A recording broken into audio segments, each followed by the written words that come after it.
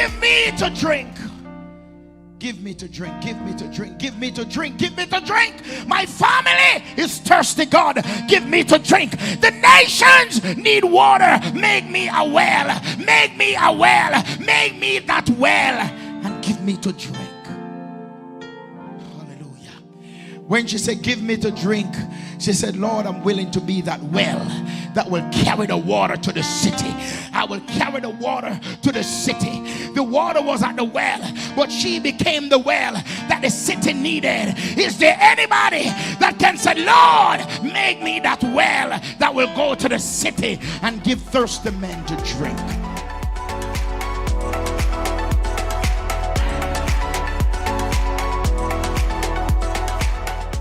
Hello and welcome to Community Worship Center, where the Word of God is the broken bread and the naked truth. Join us for our service already in progress.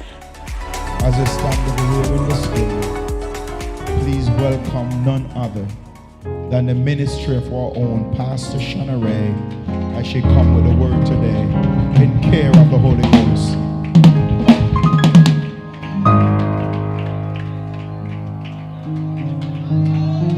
Hallelujah. Hallelujah.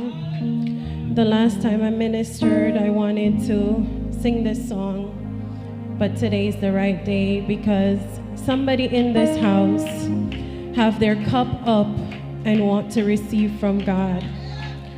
And I want the praise team to help me to sing this one. We want to do it prayerfully. Fill my cup, Lord. I lift it up, Lord. Come and quench this thirsting of my soul. Rain of heaven, feed me till I want no more. Fill my cup. Fill my cup,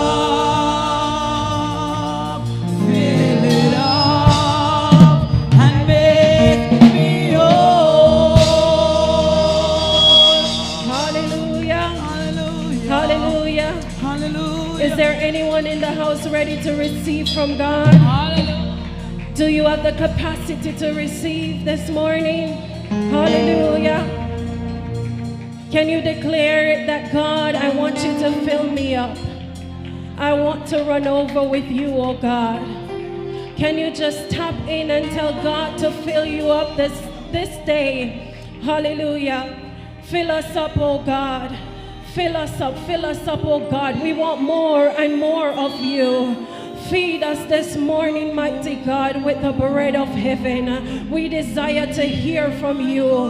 Hallelujah. We desire a word from you, oh God. Hallelujah. Hallelujah. Glory to God. Glory to God. Hallelujah. Hallelujah. Another songwriter caught on and she said, fill me up, God. I need more of you. She said, I need more of your spirit. She says, I need more of the anointing, more of the glory of God. What do you want more to this morning? What do you want more from God of? Do you want more anointing? Do you want more revelation? Do you want more open doors? What do you want from God this morning?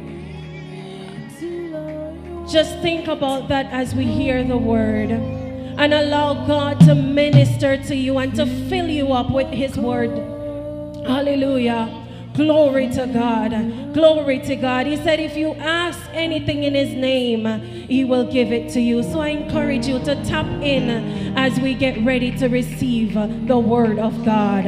Hallelujah. Glory to God. You may be seated so we can get into the word. Praise God. Praise God. I just have to greet our bishop this afternoon, Bishop Reid. God bless you, man of God. Pastor Reid, our two founders. Can we give it up for them? Hallelujah. Can we give it up for the man and the woman of God? If it wasn't for them, we would not be in the space today. Hallelujah. And so we praise God for them. Can we give it up for our leader, none other than Pastor Jacob Gardner? Hallelujah. Praise God. And to everyone else in your respectful places, Reverend Bain, I honor you.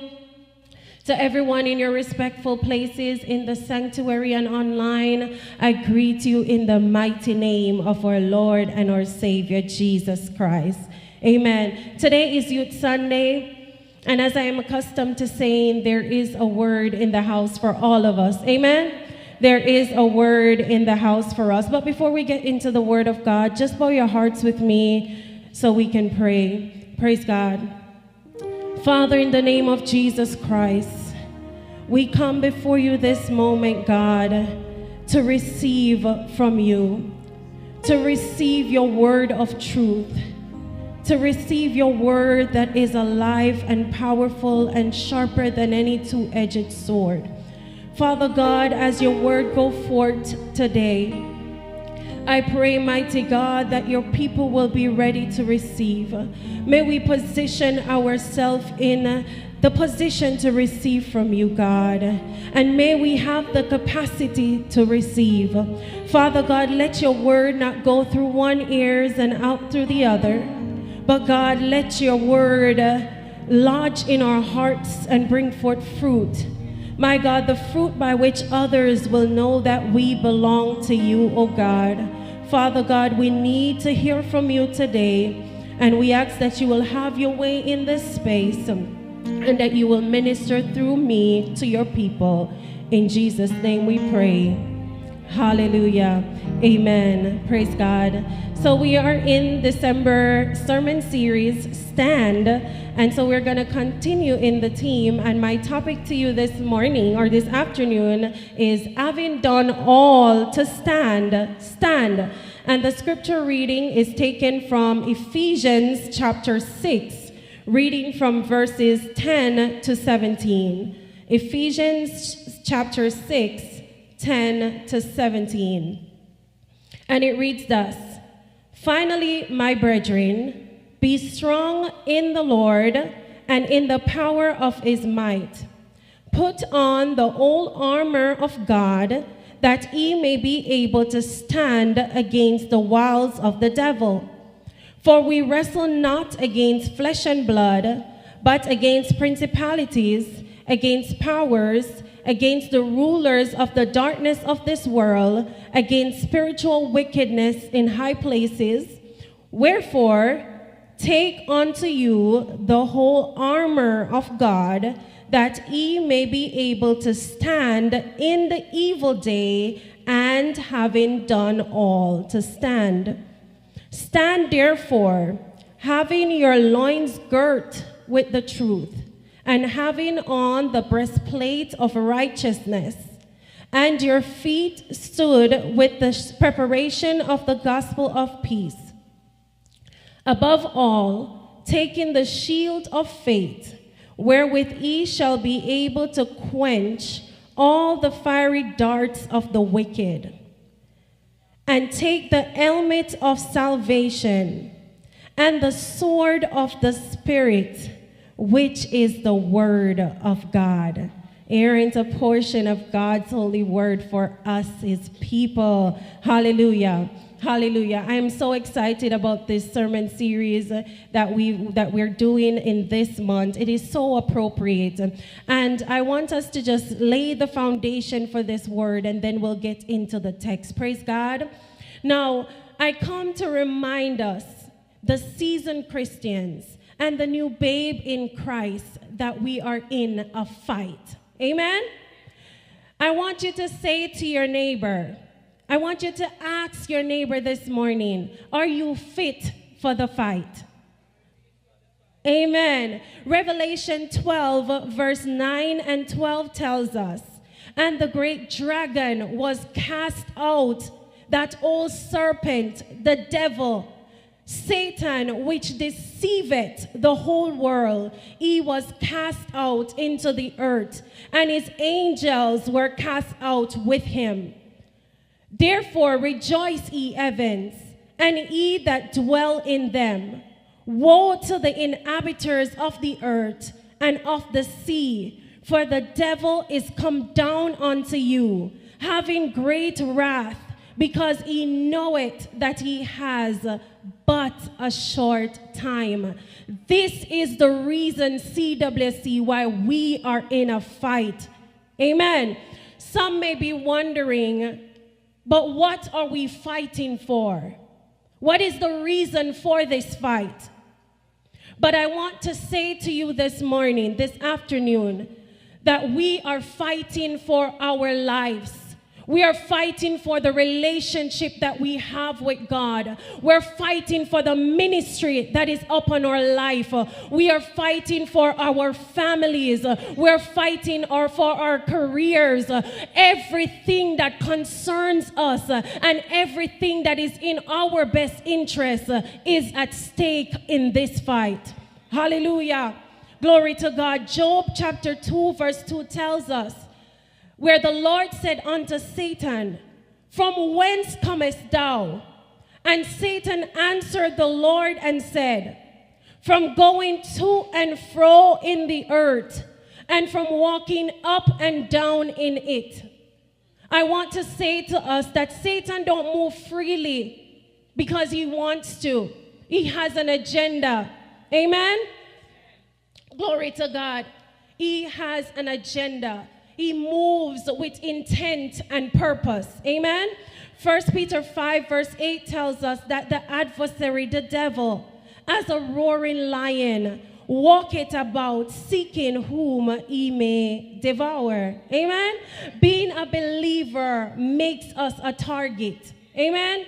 Satan is on a mission to devour us, the children of God.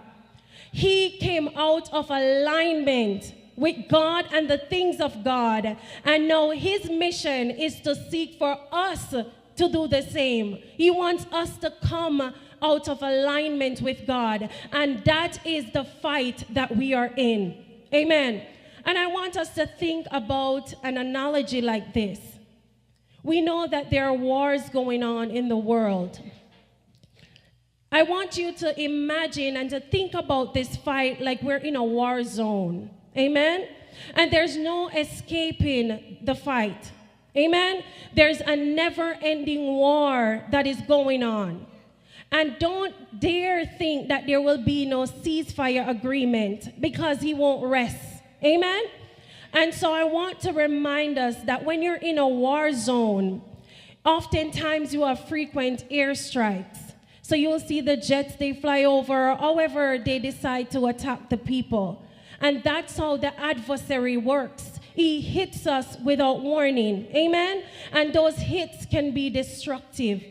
And so for us, I want us to think about the airstrikes as the battles that we fight. Amen? So we're in a war zone. We're constantly at fight. And we are up against airstrikes or the various battles that comes our way. And it's not a matter of if the battles will come, it is when they will come. Amen?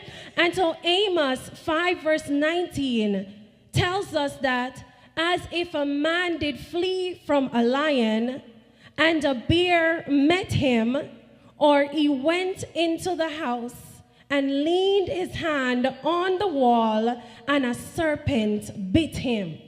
The reason I chose this scripture to share with you is because for some of us, the battles that we fight is just one after another, after another, after another. Sometimes you don't even get to rectify one before the other comes up. Amen? Do I have a witness? Praise God. And so some of us, our battles might be back to back. But for others of us, the battles might be sporadic. It's intermittent. It's infrequent. We will have one this month, and next month we have another. Our battles may look different, and it may come different. But one thing is for sure. You see, whatever form the battle takes, the enemy has a strategy to this fight. Amen? John 10 verse 10 tells us that the thief cometh not, but to steal, to kill, and to destroy. And now the last piece of this puzzle is the type of fight, CWC.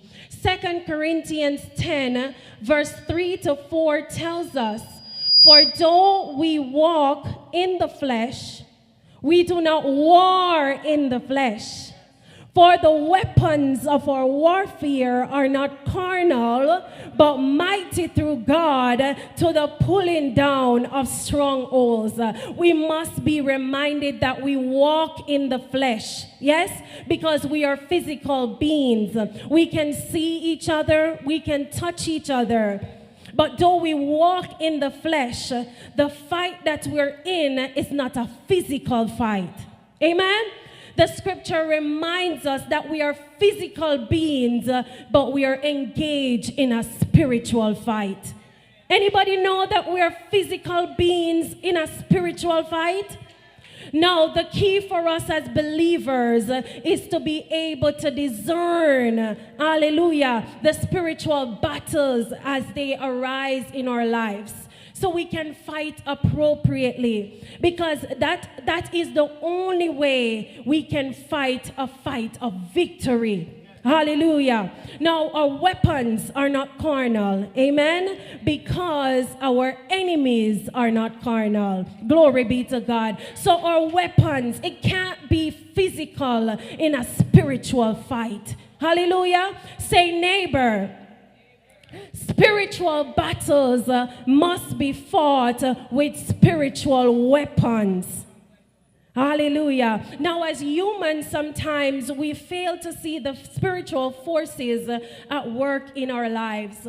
Sometimes we are blind to the things that are happening in the spiritual realm. Amen. And sometimes we have the tendency to use carnal weapons in a spiritual fight. And that's why some of us have lost some battles this year. Amen. Hallelujah. Sometimes we lose a battle because we're not fighting appropriately. Now, instead of using spiritual weapons, we curse, we fight, we get to a place where we malice each other, we stop talking to each other, we get to a place where we become divided and we start tearing down each other. And if you know the story of Peter drew his sword and cut off the right ear of the high priest servant. And sometimes we are like that. We will draw our physical sword in a spiritual fight. Mighty God. Now, at this juncture that we're in right now, we're less than 2 weeks away from 2025. So we are at a transitional point. Amen?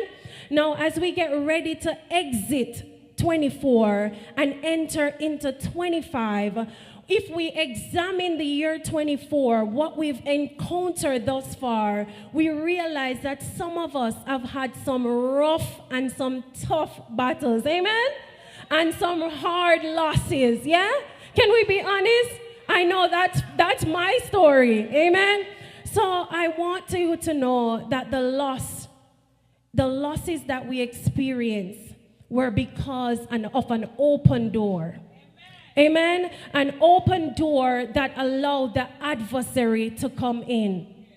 Now, all the friends that turned to foe and the trauma and the wounds and the bruises that we had this year, sometimes we had given the wrong people the type of access to us. Some people should have never had access to you in the first place. But we left ourselves so exposed and vulnerable to the wrong people. Amen? But we cannot have a repeat in 2025. Tell your neighbor, we cannot repeat this in 2025. Hallelujah. And some of us, we didn't consult God in some of our decisions. If we were to be honest, we never consulted God. We never waited for the response from God. Hallelujah. Some of us will need to act out a portion of Joshua 5 verse 13. When Joshua was by Jericho, he lifted up his eyes and he saw a man standing in front of him with a sword in his hand. Amen? And Joshua went up to him, and he said unto him, are you for us, or are you for the adversary? Some of us need to confront some people to determine if they are a friend or they are a foe. I don't think you hear me, CWC. Some of us need to confront some people to determine if they are a friend or a foe in this season. You know, some of us need to determine if we have sheep around us or wolves in sheep clothing. Amen? But you see, in 2025, people of God, we need to get to a place where we are fit for the fight. We need to get to a place where we will win victories after victories. No more losses in the new year. We need the right weapon to get us to a place of victory. And having done all of that, we need to be standing when it's all said and done. Amen. Glory be to God. And I do understand that there is a level of uncertainty as we cross over. Hallelujah. We don't know everything that lies in front of us.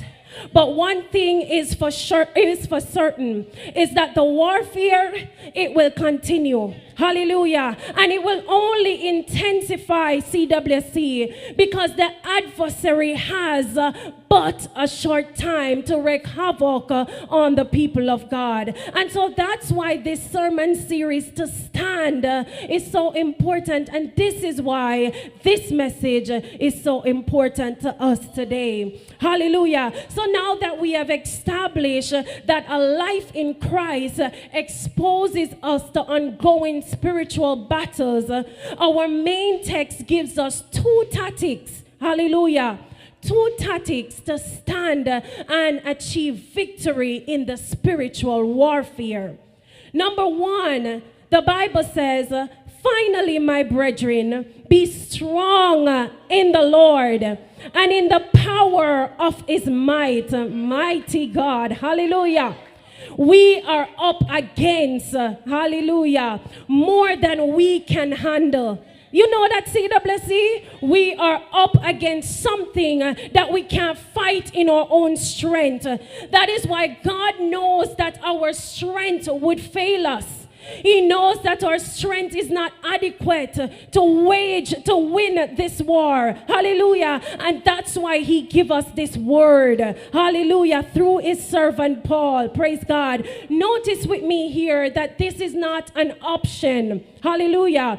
This is not an option in spiritual warfare, but a command to find strength in God. Hallelujah. So be strong in the Lord. If we look at the original Greek meaning, it means to be rendered capable or more able for some task. And when I think about being strong in the Lord, it never said of the Lord, but in the Lord, it helps me to get to a place where I think about John 15, where the Lord instructed us to abide in him. Hallelujah. One writer says, we can be strong in the Lord, his power and his might because of our position in him. So we must understand, CWC, that to be strong in the Lord, we must align ourselves with the word of God. Let me say, physical strength cannot fight spiritual battles. Amen. Glory to God. Verse 12 of Ephesians 6 tells us, for we wrestle not against flesh and blood, but against principalities, against powers, against the rulers of the darkness of this world, against spiritual wickedness in high places. I just have to ask this question. Has anybody experienced spiritual wickedness in high places? Let me tell you something, CWC, it's not a good thing. It's a tough thing to deal with. But thank God that our strength comes from him. Amen? Now, if we do know if we don't know what the adversary is capable of, we really don't know what we're up against. Yes. So as believers, we need to know. We can't be ignorant to the schemes of the devil. And oftentimes we fight each other. Amen? And I understand that we are in an intense spiritual warfare. And there are invisible spiritual entities. But we must understand that they work through people and systems and things and circumstances. Amen? Now we are in a spiritual battle. And when we wrestle, the scripture says we wrestle. When I think about wrestling, I think about going face to face with your opponent. Amen? Sometimes you're in close range. Amen? And the devil works through those that are around us. Amen? And let me tell you something. No avenue is off limits for the devil. Sometimes your spouse, the one that you sleep beside, your children, your parents, even your church members. Don't think that the church is exempt. The church is very much a part of this. Hallelujah. Mark 8, verse 31 to 33. The Bible tells us that Jesus was sharing with his disciples his suffering, his rejection, and his death and resurrection. Hallelujah. And Peter took Jesus aside and he began to reprimand him for sharing these things. And Jesus came back when he saw all his disciples standing around. He rebuked Peter and he said, "Get thee behind me, Satan." You see that Jesus was not rebuking Peter, but the force operating through him that wanted to do contrary to the plan of God. Hallelujah. Remember how Satan came against Job. Remember, Job only saw that thieves took his sheep, and that the wind blew down his house, and that his children was killed. Remember that Satan approached God and said, "This man is faithful to you," only because of all these things that he had. So remember that it was Satan operating around Job to kill his children, to destroy his home and his wealth and his health.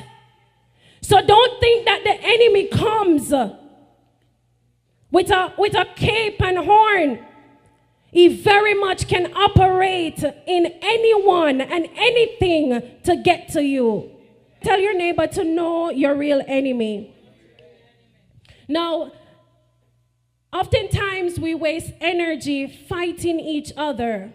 We fight in arguments, constant battles, butting head, and we drain ourselves, and we have nothing in us when the physical battles come against us. Which is why we need to discern so we can fight appropriately. Hallelujah. The second tactics to stand and achieve victory that Ephesians gave to us is verse 11.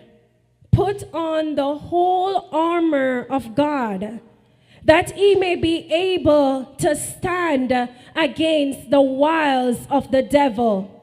If you think about a Roman soldier in his military attire, that's when he's ready for battle. But for us as believers, we need to be ready for battle. And the way that we effectively war against Satan and his host of demons is putting on spiritual armor, putting on the whole armor of God. So I have to ask us today, do you have on the whole armor of God? Are you war ready? Can you stand against the schemes of the devil? Verse 13 tells us, wherefore, take unto you the whole armor of God, that ye may be able to stand in the evil day, and having done all to stand. I'm saying to us today, the only way to withstand and to remain standing in the evil day. And I said to us, think of airstrikes as evil days. The only way we can withstand those airstrikes is when we have on the whole armor of God. Amen? So if you have some, it won't work. It can't work because you leave yourself vulnerable to the adversary. And vulnerabilities are open doors for the enemy to exploit you. And his objective is to defeat us, people of God. Amen? So don't leave yourself vulnerable, people of God, as we transition from this year into the next. And if we look briefly at the armor of God, praise God, we want to look at what the armor entails. So one, we know that our loins have to be girt about with truth. Amen? John 17 verse 17 tells us that sanctify them through thy truth. The word is thy truth. And that is the word of God. The word that your neighbor tells you might not be truthful. And some of us have experienced some lies told to us in your face, to looking right in your face. But one writer says, this means having a firm grasp of biblical truth and doctrine. The devil tries to confuse us and lead us into error, so we must know the truth to stand against him. Hallelujah. And the Bible says, without truth, we are like children tossed to and fro by every wind of doctrine. So we must know the truth, CWC, to stand. Truth is essential to withstand the devil. Amen. Romans 1 verse 25 tells us that who changed the truth of God into a lie. So don't think that people are not changing the truth of God's word to suit their agenda. Amen. And that's like how the devil works. The devil is a truth twister. Amen. He twists the word in Genesis 3 with Eve. He twists the word in Matthew 4 with Jesus in the wilderness. Hallelujah. But John 8:32 tells us that we shall know the truth, and the truth make us free. Free from what? Free from sin. Free from going back into bondage. Amen? Free from the traps and the plots of the adversary. Hallelujah. So the belt of truth, it equips us to stand against every deceptiveness and all the lies of the adversary. Glory to God. The second armor is the breastplate of righteousness. And the breastplate, it protects our hearts. Amen? Proverbs 4 verse 23 tells us to keep our heart with all diligence, for out of it are the issues of life. And as I said, some of us did leave our hearts vulnerable in 2024. Hallelujah. Some of us, we've given our hearts and it just was broken in pieces. Some of us, we have all kinds of trauma. We've experienced all kinds of trauma. Some people will say they are scarred for life. Hallelujah. And so we ought to be careful and to guard our hearts with all diligence. Everything that is within us, we ought to guard our heart. And not only that, but we ought to be careful not to allow our hearts to be contaminated by hatred, by jealousy. Amen? So we ought to check the condition of our heart. And one way I always say how to check your heart, check it by what comes out of your mouth. Amen? Luke 6:45 tells us, for out of the abundance of the heart, the mouth speak. Amen?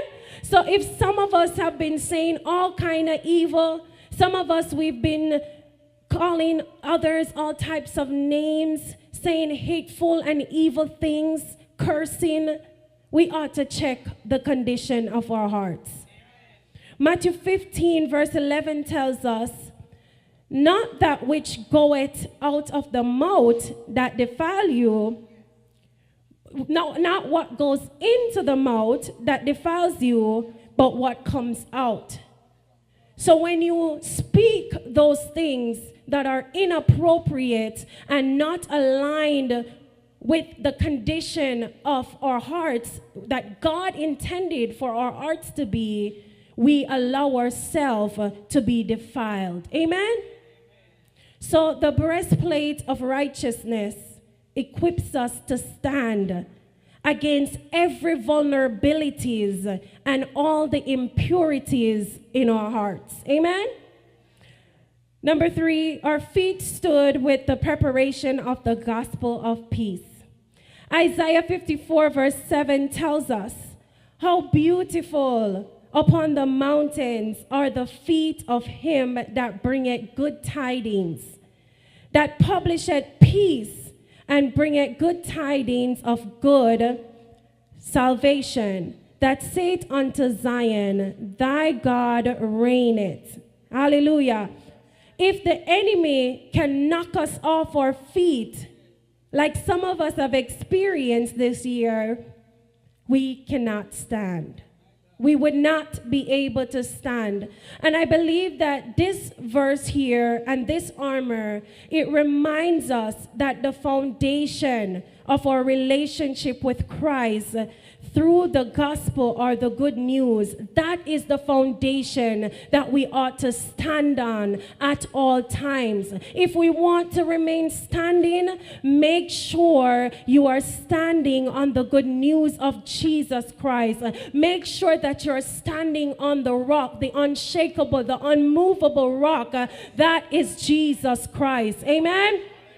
Glory be to God. And you know, if some of us really focus more on the gospel or the good news of Jesus, we would complain less. We would murmur less. We would be less negative. So the next time you're in that state, just focus on the love of Jesus Christ. Focus on what he has done for us. Let that guard our hearts. Let that be the thing that brings us peace. Hallelujah. And so if our feet is with the gospel, amen, of peace, it equips us to stand upon the unshakable foundation of Jesus Christ. Praise God. The shield of faith, the next one, number 4, wherewith we shall be able to quench all the fiery darts of the wicked. It means complete reliance on God, complete dependence on God, complete trust in God. Some of us, we only trust God when it looks good. We only trust God when we believe that he is working things out for us. If we ever pray and we don't see God move like what we are expecting him to move, some of us have no trust. All of a sudden we lose trust in God. But it has to look like what we are expecting. It has to look what we desire. Else we don't trust God. But the Bible tells us in Hebrews 11 verse 6 that it is that faith without work, that it is without faith it is impossible to please God. And the Bible tells us that the just, we, the people of God, should live by faith. James even tells us that the one that doubts is like a wave of the sea that is driven and tossed by the wind. So when we, the people of God, when we think we see God's hands move, we have faith and we believe and it's all good. If we ever believe that God isn't moving, we don't have no faith. So that's how we are just tossed about, like a wave in the ocean. But I encourage you, if you just take up your shield of faith, it will equip you to stand without wavering once your eyes is fixed on Jesus. Amen. Number 5, the helmet of salvation. We know that the mind is the battlefield of the adversary. That's his favorite place to infiltrate in the lives of the people of God. Our thought patterns can be the difference between us being wealthy and us experiencing poverty. That's how powerful the mind is. It can be the difference between victory and defeat. Hallelujah. And so Romans 12 verse 2 reminds us, and be not conformed to this world, but be ye transformed by the renewing of your mind, that ye may prove what is good and acceptable and the perfect will of God. 2 Corinthians 10 verse 5 tells us to cast down imaginations and every high thing that exalted itself against the knowledge of God, and bring into captivity every thought to the obedience of Christ. So are you putting your thoughts under subjection? Are you subduing those negative thoughts, telling you you're not good enough? God called you and appointed you, but you don't see that you have it within you. But it is not you that will be able to fulfill the calling of God upon your life, but the anointing and the grace of God. Hallelujah. So I encourage you to put on the helmet of salvation that will be able to equip us to stand against every lie, every deception, every manipulation, and negative thoughts of the adversary. Hallelujah. And the last one that we'll look at is the sword of the Spirit, which is the word of God. Psalms 119 verse 105 tells us that thy word is a lamp unto my feet and a light unto my path. James 1:22 tells us, but to be ye doers of the word and not hearers only, deceiving ourselves. So use the sword of the Spirit. And don't forget to speak God's word over your life, over your family's life, over your finances, over every area of your life. Believe what God says. Believe in his promises for you. It doesn't matter what your mother said, what your father said, because we know that our parents, sometimes they declare some things over our life. It doesn't matter what your friends say. It doesn't matter what those on the job say about you. Believe what God says about you and believe in his promises for you. Amen. So the sword of the Spirit, it equips us to stand against the cunningness, my God, and the craftiness of the devil. And if you remember the topic that I said to us earlier, I said, having done all to stand, stand. And if you notice, that's taken from Ephesians 6 verse 13. And we just went over the keys to stand in warfare. Once we have been strengthened by God, that was number 1. Then the Bible tells us to put on the whole armor of God. Amen? Now, when we do these things, these 2 things that the Lord commanded us, even then, people of God, the battle will not be easy. Amen? So I'm encouraging you today, don't quit. Don't give in. Don't give up. Don't retreat. Don't surrender. So when you having done all to stand, CWC, just stand. Amen. And in my closing, I want to encourage you to stand firm in your fight. Amen. And to be strengthened in the Lord for battle. We need to put on the whole armor of God today. Today, not tomorrow, today. Hallelujah. And just as the Ephesian church needed the armor thousands and thousands of years ago, we need the armor even more today. Hallelujah. Every piece of armor, the truth, righteousness, peace, salvation, faith, the word. You can only get that from God. So as I said, abide in him. Hallelujah. Glory to God. The weapon that we need for the spiritual fight, we can't get it no other place but in God. Hallelujah. You can't get it from anyone or anywhere else but in God. So the armor will help us to stand, not to avoid battle, but to stand. Hallelujah. The armor don't allow us, it don't prevent the battles. Hallelujah. Some people might say, I put on the whole armor. Why is it that I'm still experiencing warfare, battles after battles? Hallelujah. But the spiritual armor, it equips us to withstand. Hallelujah. Not to avoid battles. Amen. So success in spiritual warfare, it's not the absence of battles, but the ability to remain standing when it's all said and done. When the battle is over, if you're still standing, that means you are victorious. And I know a lot of us, as we are in this transitional period, we are praying for various things in 2025. We're praying for open doors. We are praying for new opportunities. We're praying for some shifting and some changes in our life. And we pray that the perfect plans and the will of God will be manifested in the new year. And this is all good, CWC. I'm not saying it's a bad thing. But we must be armored up for victory and to receive that which God has in store for us. This is my experience. The biggest blessings comes with the biggest fight. The best blessings, they come with the most fiery darts. So all these big things that you're praying for, it's good. But make sure that you're ready to receive it, because it's not just going to come so easy. Amen?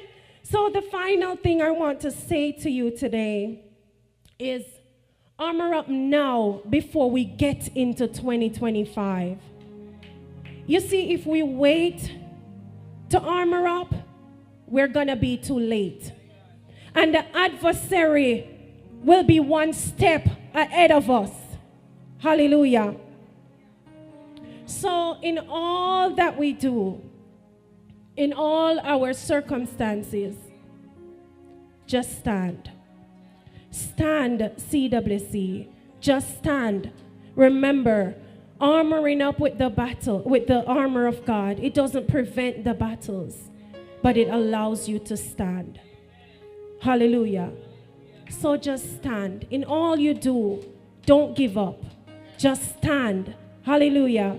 This is the word of God for the people of God. Let the church say amen. Glory to God. I'll turn over to our bishop. Praise God.